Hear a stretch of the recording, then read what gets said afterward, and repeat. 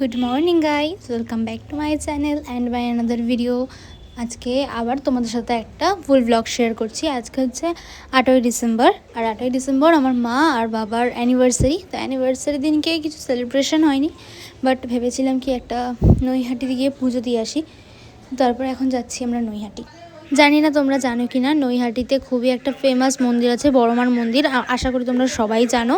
তো আজকে ওইখানে পুজো দেওয়ার থেকে তো ভালো আর কিছুই হয় না।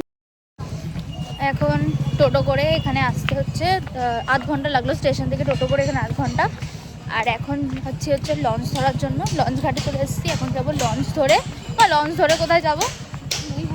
ও, লঞ্চ ধরে ডাইরেক্ট নৈহাটি। এটা মনে হয় থার্ড টাইম হবে কি আমি লঞ্চে উঠবো। লঞ্চে তো সবসময় যাতায়াত করা যায় না, কারণ এরকম কোনো জায়গায় যাই না কি লঞ্চে করে যেতে হবে। আই থিঙ্ক এটা থার্ড টাইম। আর বড়মার মন্দিরে তো এটা আমি প্রথমবারই যাচ্ছি। সো দেন এখানে টিকিট কেটে আমরা লাইনে দাঁড়িয়ে পড়েছি। এখানে আরেকটা লঞ্চের জন্য ওয়েট করছিলাম। ওই লঞ্চটা আসলে তাহলে এই লাইনটা আমাদের ছাড়বে, তারপরে আমরা চলে যাব নৈহাটি। তো এই গঙ্গাটা পার করলেই এখানে একদম সামনেই নৈহাটি বড়মার মন্দির। আর হচ্ছে এটা একটা আইল্যান্ডের মতো ওখানটা ছিল, আমি জানি না কী ছিল ওটা। কোনোদিন তো যাই এই লাইনে কোনোদিন আর কি আসা হয়নি। তো এখন চলে যাচ্ছি আমরা লঞ্চে করে।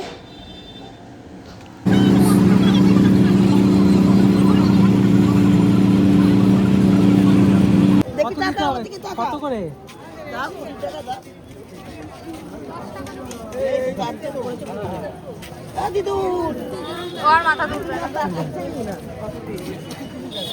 তোমরা যারা গেছো বড়মার মন্দিরে তারা তো জানোই কি লঞ্চ থেকে নেমেই একদম সামনেই বড়মার মন্দির।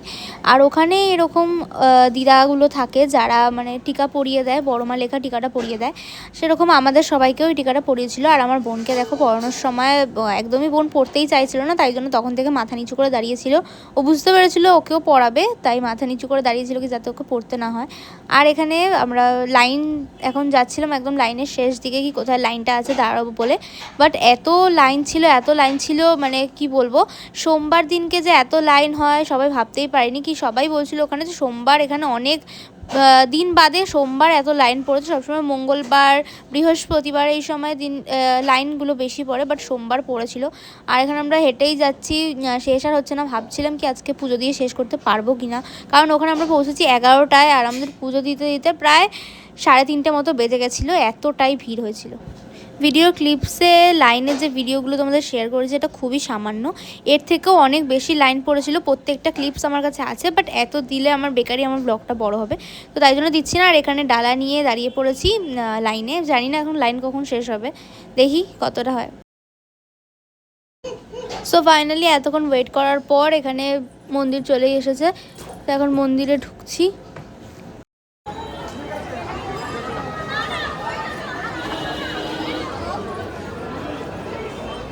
এখানে ভেতরে ঢুকে গেছিলাম। তো তারপরে ভেতরে ঢুকেও অনেকটা লাইন ছিল, কারণ তোমাদের তো দেখেইছি বাইরে থেকে অনেক লাইন।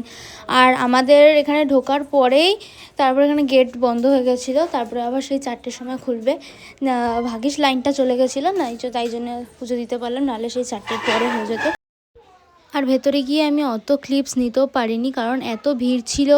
ওই ভিড়ের মধ্যে ডালা দেওয়া পুজো, তারপরে ওখানে কি গোত্র সেগুলো সব কিছু জিজ্ঞেস করে।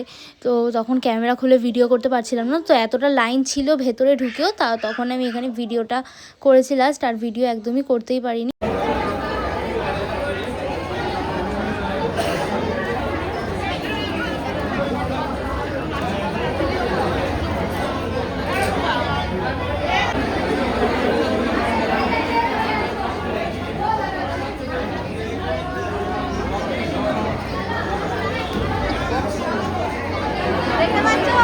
এখানে পুজো দিতে গিয়ে আমার ওড়না ফোড়না চলে যাচ্ছিলো, কারণ ওড়নাটা মাথায় দিয়ে পুজো দিতে হতো। সেটা দিয়েছি, ওড়না তো থাকেই নি, তার উপর আমার চুল ফুল পুরো খারাপ হয়ে গেছে। এত ঠেলা ঠেলি, এত ভিড়, মানে কি বলবো।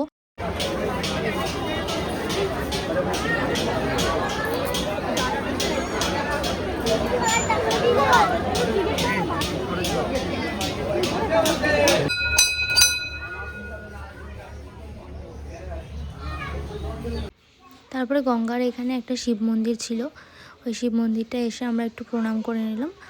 আর এত জিনিসপত্র হয়ে গেছিলো, মানে অনেকগুলো সোয়েটার এনেছিলাম। এবার ওখানে একদমই সোয়েটার লাগেনি, অনেকটাই গরম ছিল, তাই জন্য মা আবার এখানে ব্যাগ কিনতে গেছে আর একটা, ওই ব্যাগের মধ্যে এগুলো ভরে নিয়ে বাড়ি যেতে হবে, নাহলে এগুলো হাতে হাতে তো এত নেওয়া সম্ভব না। আর এখানে দেখো এই ছাগলটা এসে ঠাকুরের ওপরে যেই ফুল ছিল যা ছিল সবই খেয়ে নিচ্ছিল, খেয়ে পুরো পরিষ্কার করে দিচ্ছিল।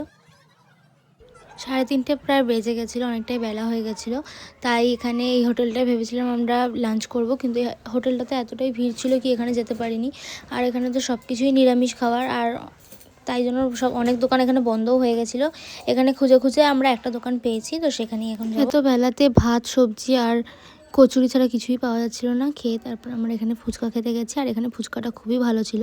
তারপর এখানে চলে এসেছি আমি একটা স্টেশনে, কিন্তু আমি ভুলে গেছি এটা কোন স্টেশনে আমি গেছিলাম।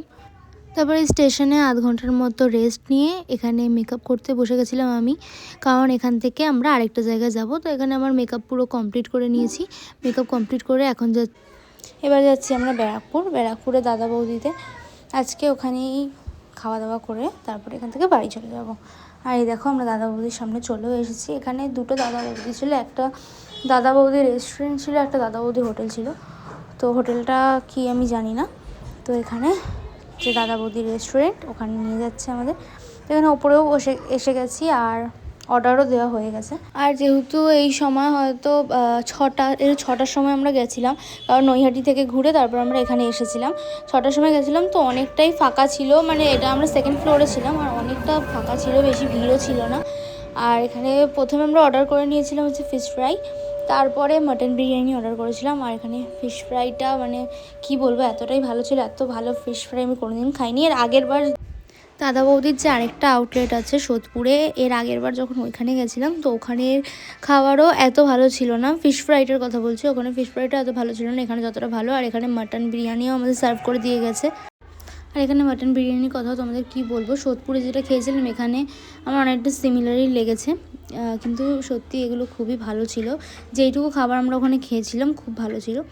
তো ওখান থেকে বেরিয়ে ভেবেছিলাম আমি ট্রেনে করে বাড়ি যাব, বাট ওই সময় কোনো ট্রেন ছিল না, তাই জন্য বাস পেয়ে যাই, আর আমরা বাসে করেই তারপরে চলে যাই। আর এখান থেকে বাস থেকে আমরা রাজচন্দ্রপুর নামবো, রাজচন্দ্রপুর থেকে বাড়ি। আর হচ্ছে এখানে আমি ব্লগটা এন্ড করছি। যদি তোমাদের ব্লগটা ভালো লাগে তাহলে ব্লগটা লাইক কমেন্ট এন্ড শেয়ার করে দিও, আর চ্যানেলটাকে সাবস্ক্রাইব করে দিও। আর তোমরা নিশ্চয়ই কমেন্টে জানিও হবে কিরকম ব্লগ দেখতে জানিও, আমি সেরকমই করার চেষ্টা করব। তো চলো টাটা।